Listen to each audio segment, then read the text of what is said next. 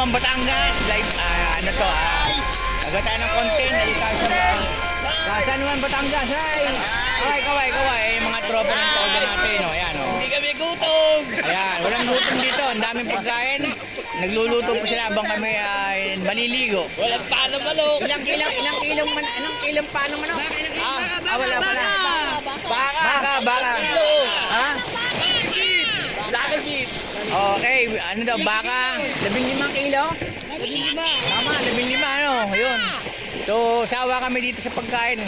Hindi kami magugutom dito hanggang bukas. So, kaway. Ayan o, kaway. Okay. Diyan. Ano na naman eh, dadalon. Talon.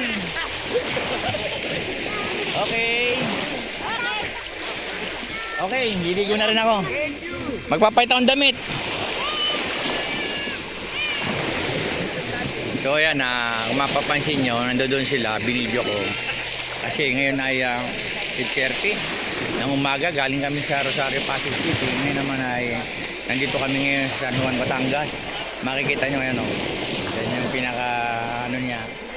Ito, nakita yung mga ano ng alon na yan o. So ito yung kubo namin.